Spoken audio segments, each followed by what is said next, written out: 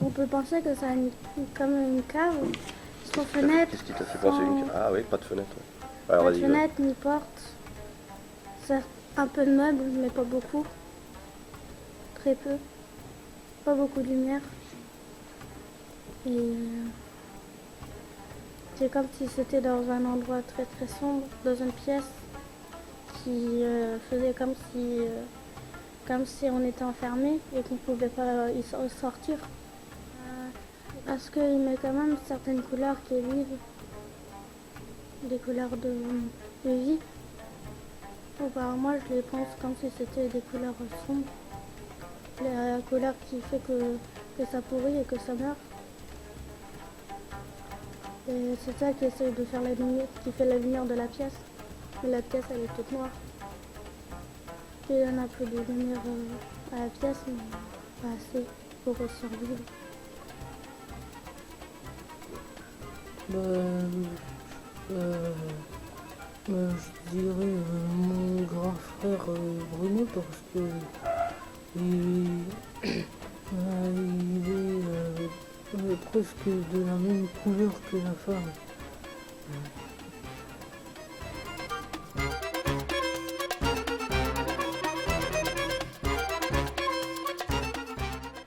J'ai choisi cette œuvre car je la trouve inspirante et j'aime bien les couleurs. On peut aussi représenter l'homme et la femme avec une chevelure et l'homme avec un journal. On peut voir aussi qu'ils communiquent grâce à des formes géométriques entre eux.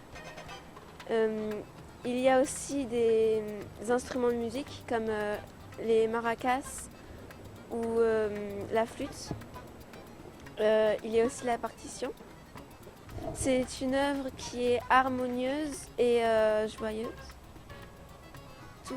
Tous ces éléments me font penser au bonheur, je sais pas.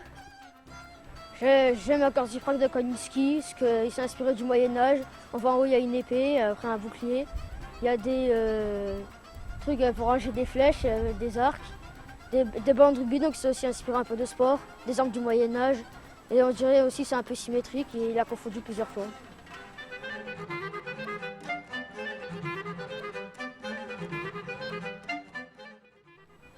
Ça me fait penser à la guerre, à un roi et une reine, et qui va partir en guerre. Il a un sceptre, un chien de chasse, et il porte son enfant dans sa main.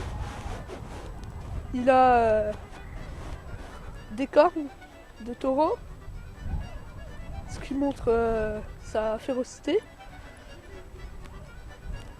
Et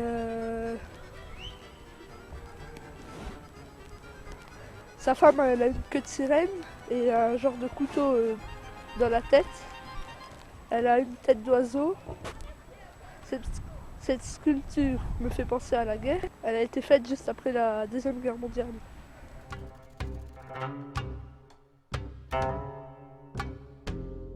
Né en 1912 dans l'État du Wyoming, le peintre américain Paul Jackson Pollock lutte pendant toute sa vie contre l'alcoolisme et l'art devient bientôt une façon pour lui de se libérer de ses démons. Il étudie la peinture et la sculpture dans quelques écoles d'art, à Los Angeles puis à New York, à partir du milieu des années 20. Il découvre plus tard l'art des Amérindiennes et s'intéresse à la peinture murale telle que pratiquent les peintres mexicains, Gios Clement, Aronzo, David Alfaro, Sequeiro et Diego Rivera. C'est au cours des années 40 qu'il définit son style personnel en adoptant le dripping, une technique consistant à laisser tomber de la peinture en la faisant dégouliner d'un outil, lequel peut être un pinceau mais aussi bien un bâton, une truelle, une boîte perrée ou encore une seringue. Il peint la plupart du temps sur une toile déposée sur le sol, la couve de peinture en faisant participer tout son corps. Cette méthode conjuguée au succès de ces toiles font de lui le chef de file de l'action painting ou peinture gestuelle. New York. Parce que là, il y a des trucs noirs, on croirait des tours. Et là aussi du vert autour. On croit aussi que c'est des parcs ou de la terre, je sais pas. Et ce qui est à côté en brun, on croirait de la boue avec. Les trucs blancs, on croirait des routes, des petits ponts. Ouais, c'est sur des spaghettis. Parce que on croirait mais tout est mélangé, on croirait des spaghettis. Et voilà. Alors, des spaghettis comment? À la bolognaise. Parce qu'on croirait qu'il a des autour, on aurait tout ça. Ça te donne faim?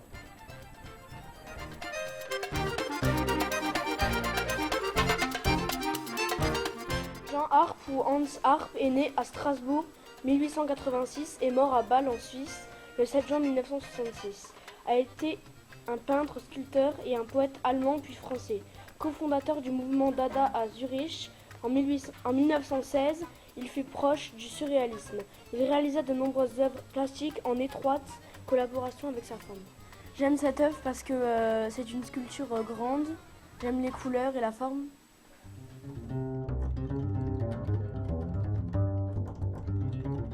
Yves Klein, né à Nice le 28 avril 1928, mort à Paris le 6 juin 1962, est un artiste français. Il a eu une carrière assez courte qui a duré 8 ans. Il a été considéré comme l'un des plus importants protagonistes de l'avant-garde. Il a été un peintre de technique mixte, créateur de performances, sculpteur et dessinateur. Quand je suis rentrée dans la galerie numéro 2, j'ai vu cette œuvre et elle m'a sauté aux yeux.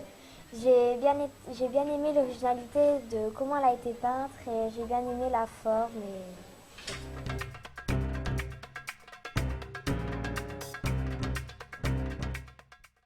Oui, parce qu'il y a plein d'objets et puis c'est un magasin de troc. On échange un objet contre un autre objet.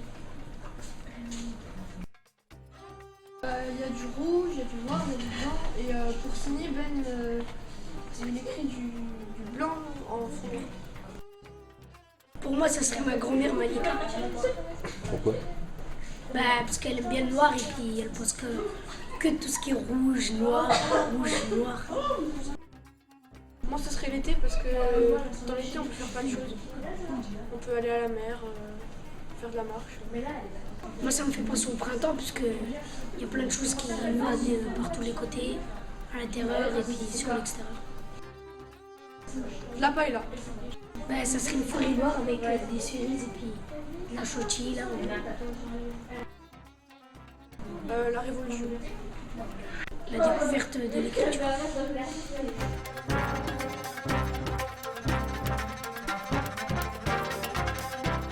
J'ai choisi cette œuvre parce que ça m'a intrigué à cause de la couleur rouge, tout ça, du sang. Et à cause de la tête de mort parce que j'ai ressenti qu'il allait mourir.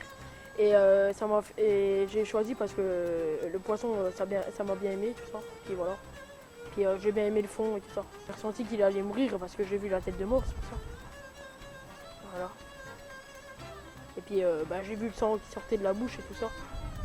J'ai trouvé le jeu de mots la pêche et dépêche-toi de faire le tableau, en fait. Parce qu'il était en train de mourir. Dépêche-toi de faire le tableau avant que je meure.